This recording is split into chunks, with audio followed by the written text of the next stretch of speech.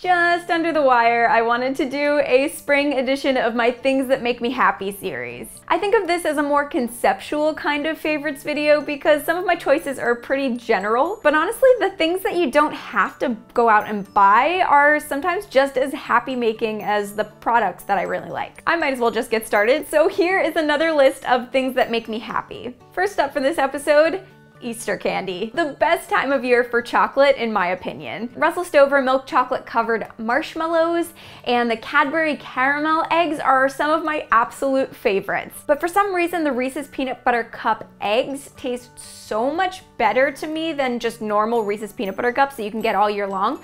I don't know why that is. Maybe because it's fresher and it can only sit on the shelf for a limited amount of time before it becomes outdated and it goes to clearance, which clearance Easter candy is also something that makes me really happy. After Easter's over, they mark it all down and it's still just as delicious, so I just go and buy a whole bunch of it and then try to make it last as long as I can. I know it's a silly thing, but I get so excited for Easter time because the chocolate makes me really happy.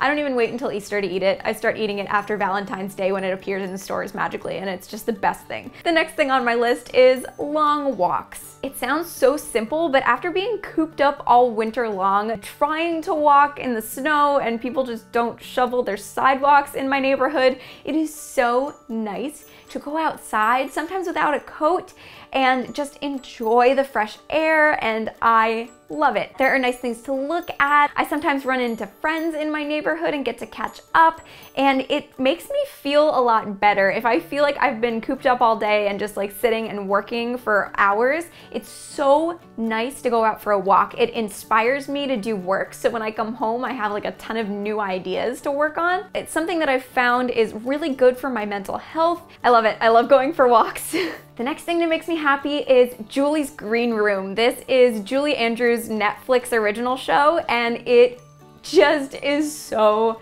cute. I was so excited when I heard that the show was going to happen because it's like everything that I wanted in a show when I was a kid. I have a 1.5-year-old, getting to enjoy it with him, and I'm sure I'm gonna watch it again when he's a little bit older and can really understand all of the concepts, but it's a show about theater and the arts. It's Julie Andrews teaching a new generation of kids about musicals, and it's so positive and sweet. There's a really great special guest on every episode. I really needed this show right now.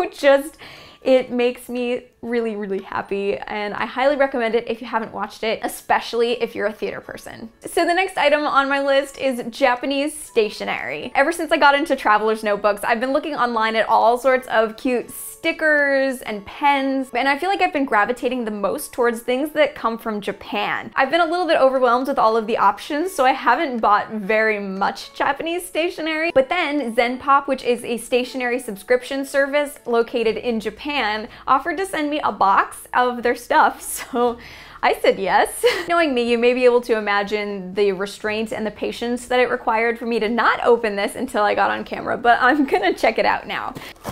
Oh, it's really cute. There's actually a lot of stuff in here. Stickers and a little memo pad. Oh my goodness, this is cute. I don't know what it is about this stuff. It like makes me really excited. Some really adorable pencils. Oh my gosh, washi tape with cats on it. Little sushi stickers. Anyway, that gave me a really good place to start with my Japanese stationery addiction, so thank you, Zenpop. I think I'm in trouble, because I'm gonna go buy a whole bunch more now. The next thing is Rollercoaster Tycoon Classic for the iPad. Mobile games are great. I really like them. I play a whole lot of them. But anytime I play any mobile game that's at all theme park related, I keep thinking back to when I was in middle school and I would play Rollercoaster Tycoon, the original version of it. And I kept thinking, how do all these mobile games that have all of this new technology at their disposal, not coming even close to at least what I remembered of the Rollercoaster Tycoon of my childhood? So the people who made Rollercoaster Tycoon decided to re-release the original version of Rollercoaster Tycoon, but reformatted for the iPad.